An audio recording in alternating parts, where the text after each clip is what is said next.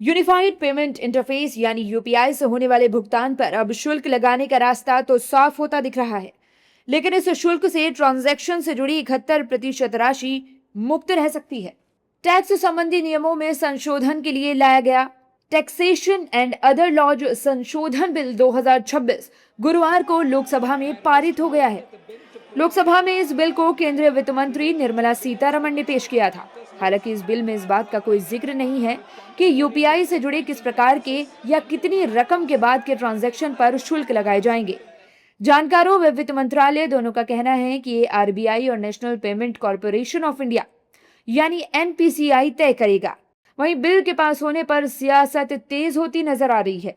BJP और उसके सहयोगी दलों के नेताओं ने इसका समर्थन किया है। देखिए, आम जनता पर इसका बोझ नहीं पड़ेगा। यूपीआई भारत में डिजिटल क्रांति लाया। व्यापारी हो, रेहड़ी वाले हो, ठपड़ी वाले हो, ठेला वाले हो, सब लोगों ने यूपीआई का इस्तेमाल करके आज देश कहाँ से कहाँ बढ़ा है।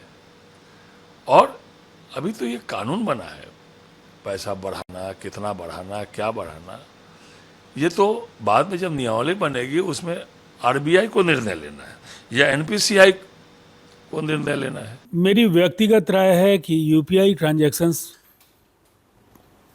के वर्तमान व्यवस्था को अभी लागू रहने दिया जाए, क्योंकि प्रधानमंत्री जी के आह्वान पर जिस तेजी से डिजिटलीकरण की ओर देश बढ़ा, आज ज़्यादातर लेन देन यूपीआई के जरिए हो रहे हैं और ये व्यवस्था कहीं ना कहीं पारदर्शिता को सुनिश्चित करने में काफ़ी महत्वपूर्ण भूमिका का निर्वहन कर रही है। वहीं दूसरी ओर समाजवादी पार्टी से सांसद रामगोपाल यादव ने बिल को लेकर कहा है कि इस सरकार कोई ढंग का बिल नहीं लाती है। इनका हर बिल जनता को लूटने वाला होता है। बता दें कि पर्सन टू पर्सन के बीच होने वाले यूपीआई ट्रांजैक्शन पर कोई शुल्क नहीं लगेगा। पर्सन टू मर्चेंट या मर्चेंट टू मर्चेंट के रूप में होने वाले ट्रांजैक्शन पर शुल्क वसूला जा सकता है। अच्छा, आज तक कोई ऐसा इस साल कानून बना है जो जनता के लाभ के लिए बना हो? सेवा लूटने के लिए किसी ने, अरे आप इतने से ज़्यादा पैसा निकालोगे तो अब आपके जेब पैसा कट जाते कि नहीं कट जाते? ये तो काम ही ऐसा कर रहे हैं। कोई काम ऐसा नहीं कर रहे हैं जो कोई प्रोडक्टिव काम हो। सिर्फ लोगों की जेब से पैसा कैसे निकाला जाए और उसको रेवड़ियों के रूप में कैसे बांटा जाए, यही काम है। वित्त मंत्रालय के आंकड़ों के मुताबिक वित्त वर्ष 2025-26 में यूपीआई प्लेटफॉर्म से कुल 24,161.69 करोड़ ट्रांजैक्शन किए गए, जिनका मूल्य 314 लाख करोड़ रुपए बताया गया है। वित्त मंत्रालय के आंकड़ों के मुताबिक इन 314 लाख करोड़ रुपए में से 71% राशि P2P यानी कि दो व्यक्तियों के बीच होने वाले ट्रांजैक्शन की थी, जिन पर कोई शुल्क नहीं लगाए जाने की बात की जा रही है। ट्रांजैक्शन की 29% राशि पर्सन टू मर्चेंट यानी कि P2M के बीच के ट्रांजैक्शन की थी, जिनमें 2000 से अधिक के यूपीआई भुगतान पर शुल्क लगेगा। वित्त मंत्रालय के आंकड़ों के मुताबिक पिछले वित्त वर्ष में पर्सन टू मर्चेंट स्तर पर होने वाले कुल ट्रांजैक्शन में सिर्फ 4% ट्रांजैक्शन 2000 रुपए से अधिक के रहे। पर्सन टू मर्चेंट ट्रांजैक्शन में 59% ट्रांजैक्शन 0 से 500 रुपए के थे। 2000 रुपए से अधिक राशि के यूपीआई भुगतान पर शुल्क लग सकता है।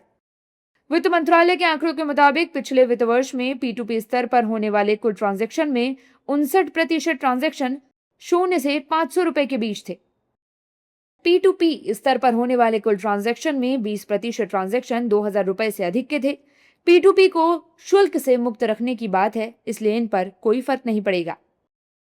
केंद्र सरकार जो taxation and other laws bill लेकर आई है, उसके जरिए payment and settlement system act 2007 में संशोधन किया जा रहा है, जिसके तहत यूपीआई ट्रांजैक्शन पर बैंक या कोई भी वित्तीय संस्थान अभी शुल्क नहीं लगा सकता है। जानकारों का कहना है कि बैंकों को यूपीआई सेवा का संचालन करने में सालाना करीब 10,000 करोड़ रुपए खर्च करना पड़ता है।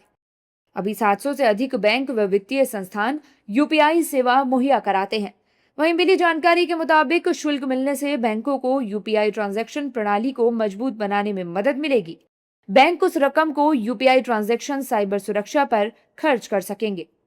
बता दें कि यूपीआई ट्रांजैक्शन पर शुल्क की दर क्या होगी, इसका बिल में अभी कोई जिक्र नहीं है। आरबीआई व एनपीसीआई की तरफ से भी इस पर अभी कोई निर्णय नहीं लिया गया है।